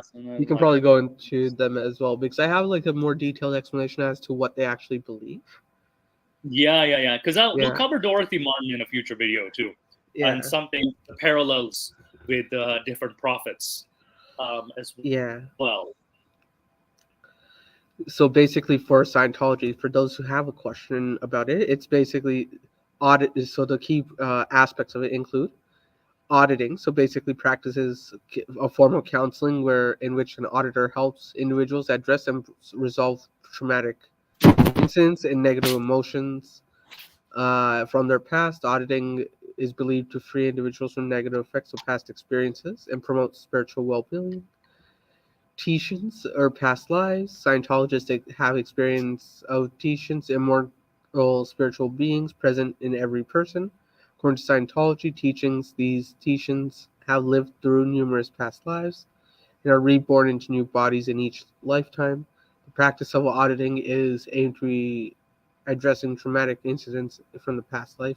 It's funny, like he uses Scientology, but it's so like past lives. It's also like very unproven things. Yeah. It's very funny. The E-meter. E-meter or electropsychometer is a device used in Scientology auditing sessions. It measures the changes in electrical resistance of a person undergoing auditing and is believed to help auditors locate areas of spiritual distress and then operating teaching levels. Scientologists progress through various levels of spiritual advancement, known as OT levels. Each level involves a specific teaching and practice designed to increase the spiritual awareness and abilities. Okay, so these are basically it's very cult-like, yeah. And again, I feel like a lot of their stuff is still like we don't know. This is what we know so far. So, There's also tax exempt status that they have. With the IRS, they had some legal disputes there. They had a lot of sexual harassment. Then Yes. they were trying to threaten lawsuits on a lot of the critics. Operation Snow White was a What? way to get their taxes. This led So to the because arrest of, and imprisonment of several Scientology officials, including L. Ron Hubbard's wife, Mary Sue Hubbard. Interesting. yeah, and then one of the most publicized cases involving the Church of Scientology was the death of Lisa McPherson in 1995. She died under controversial circumstances when the fellow church member didn't take care of her properly. The church faced legal action, including charges of abuse and neglect. Through the criminal charges, the church was dropped. Yeah. And then they reached a settlement. Interesting. And this is what is this group called? I don't know the full name, but they're basically a self-help organization named Keith Raniere. Yeah. Yeah. And basically they ran workshops and such to help people improve their levels in almost a pyramid scheme kind of way. Yeah. They got themselves into a lot of legal trouble. Yes. So they have sex trafficking charges. And it was the Raniere himself. He had forced labor. He made particularly women do unpaid labor, like domestic cleaning and such. He was involved in racketeering, so identity theft, extortion, and obstruction of justice, child exploitation, and manipulation, abuse and manipulation. He was officially arrested in 2020 October for 120 years in prison. Oh, damn. That's the conviction that he has. He's sentenced to 120 years. Yeah. He was found guilty in June 19th. Wow. Now this would be a good case for you to study, Moose, if you would like in the future. Yeah, this would be an interesting case scenario for me to study because it's my field of sorts. I haven't done criminal law just yet, but I have studied it a lot, and I have again, this is one area that I got like the highest grades in. This is definitely going to be interesting to study and follow up with. Yeah. The next one, Landmark. It's basically the same thing as the previous one, but they aren't as bad in a legal sense. The story I have with this one is my high school crush and girlfriend then. She actually got into it when we were in college. Oh, no. She tried to scam me for $1,000. And even tried to pay me with sex to get into it. Oh, come on now. So I kind of told her if it's the money, because I kind of knew at that moment that she was in a cult, and I'm like, post-nut clarity is a big thing, and I was like, yeah, you're not gonna blackmail me with sex here. There's nothing that you can offer that I haven't seen already. If you need help financially, I'll help out, but I'm not joining the cult. And we had a massive argument then. And she's the reason why I walked into learning about various cults and such. The financial side and criminal cases. Yeah, no, I apologize. You had to go through that experience in your personal life. Yeah. For me, it's not even that experience affected me in any sense, because a high school girlfriend, everyone gets past, right? It's just knowing people that she was on track to be in med school. Yeah. And now she's in some cult, working at a call center. It's kind of shit. Yeah, it's you're kind of you see the potential in somebody, and then they're held back by movements like this. Oh no! And she kind of had to try to bribe people with. She felt so responsible for this cult that she had to bribe people with sex to start paying her money. The fuck? Yeah. Wow, this is messed up though. So yeah, I kind of told her to seek help, get out, and if she needs financial help, I'll help out. But I cut it off there.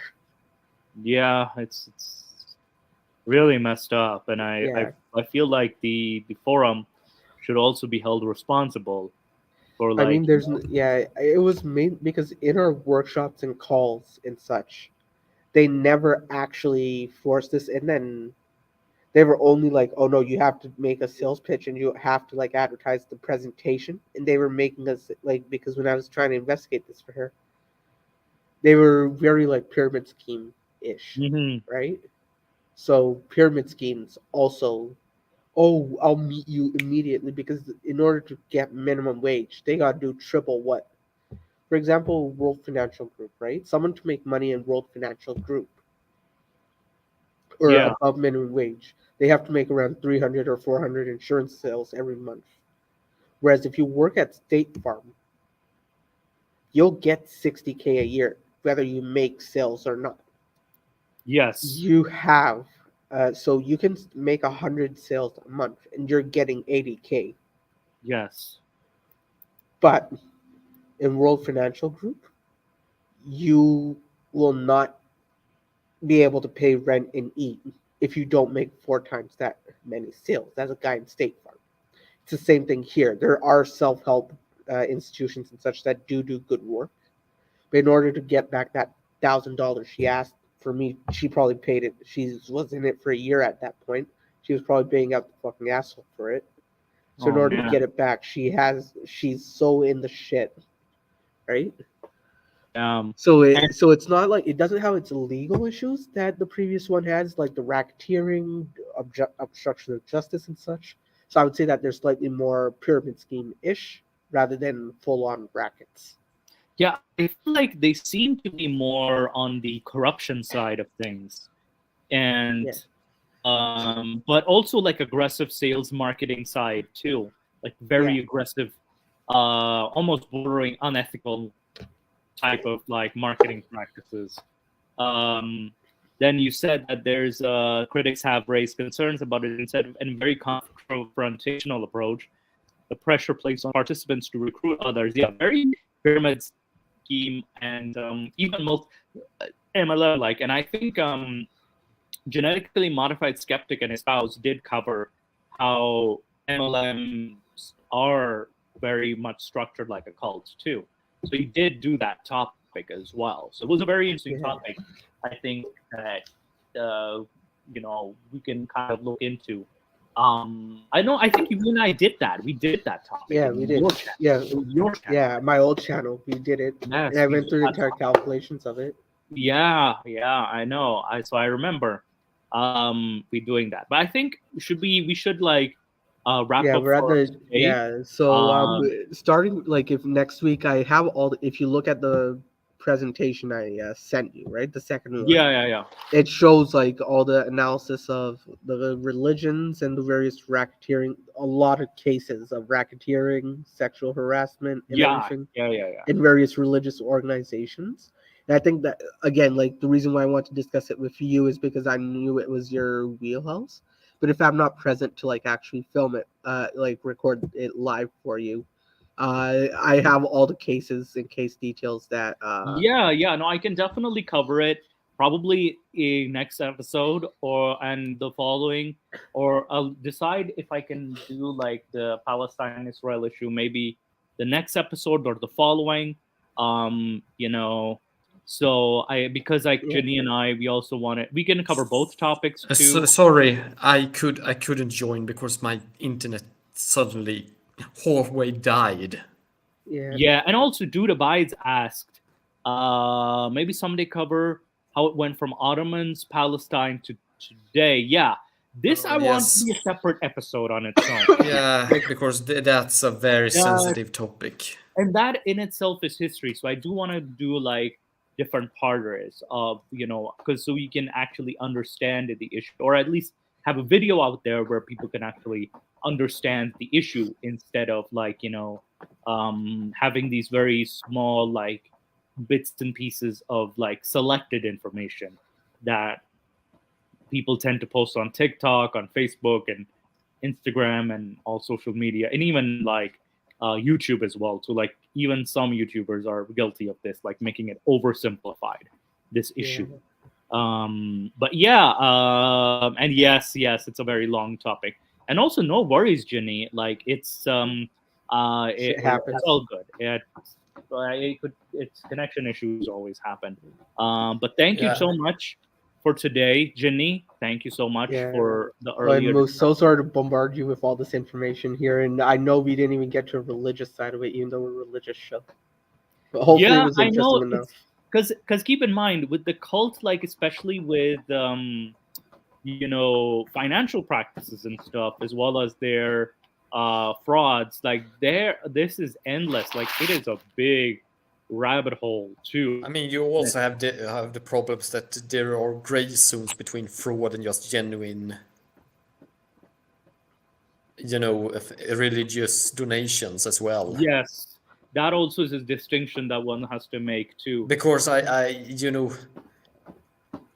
there was this, because I remember this discussion I had on an atheist server on Discord, where they more or less argued that any payment to, a religion is fraud, and I didn't agree, which meant that I got, jumped by like everyone there. Like it's complicated, I would say, because there are local churches and such that do great work. Yeah. Right? So if you're they run whole soup kitchens, they do, like, we have an LGBTQ church here that helps out with a lot of people's transitioning and counseling. So I wouldn't necessarily say that donating to a church or like donating to a temple is a bad thing. But if you're like trying to get some seed faith from a televangelist or whatever, Kenneth Copeland, who's using that money to buy a jet so he can shoot some giraffe or something, then that's going to be an issue, right? Yeah. And even when I went to Iraq in my trip, like a lot of the donors, like donations that they would accept, and they were not like pushy about donations. People voluntarily donated. Most of it actually went to the construction of the shrine or the maintenance of the shrine. Yeah. And Moose, just so you, for Judah Bites, you got to back me up here. We were planning on going to that. Yes, we know of this church in Toronto, Canada. So we do plan to interview these guys, the church leaders. Again, we've just been so busy, Nick and myself. We have just been so busy with like work itself. Because like Nick is doing like 2 jobs, my workload increased, and like so, and also I'm wrestling too, so it's like we apologize for like not getting in the interview from these guys, but yeah, it's very interesting. We will someday try to get these guys on here too. But anyway, thank you today. Just a culture journey. I know it's not completely religion, but what was your opinion on the topics we discussed? I think it was good discussing it. Sometimes I jumped because I couldn't even watch YouTube because it went so bad, the connection. I don't know. I am in the place where I usually have a pretty good connection, so something just happened today. Yeah, because when we were listening to you in anticipation, and it just started cutting out so bad. So it was just so like, it was like, wait, I need to hear what Ginny says. Because like you had the expertise in like, different definitions and traditions of cult. Of defining cults, yes. Yes. So, and I think like, you have a bigger knowledge on that than myself. But yeah, I'm okay with the definition. Also, we went with too, like with Nick's definition, which was like specifically like we outlined the definition and then we just investigated. But yeah, thank you so much, Dude Abides. No problem. Yeah. Also, yeah, that history one, we would have to start with the fall of the Ottoman Caliphate for sure. For sure, we'd have to start with the fall of the Ottoman Caliphate. And that in itself, I found a lot of people painted as such that it was the local Arabs that started the problem. Yes and no. Like Ginny says, it's complicated. Yes. So things are always complicated. Yeah, history is very complicated. And yeah, thank you so much, everyone, for joining today. I won't see you at Discord because I'm going to head out. But yeah, you guys can discuss, have a chat at Discord. If you guys want a specific topic for future as well, too, yeah, like, do let me know. Because, again, I know we have a small audience, but we're going to do our best to have some content out there that, you know, we can like people can listen to, and like stuff that nobody tends to cover. So we are a pure free speech platform. So I do, like, you know, I'm open to that. So yeah, thank you guys so much. Have a nice evening. See All ya. right, take care.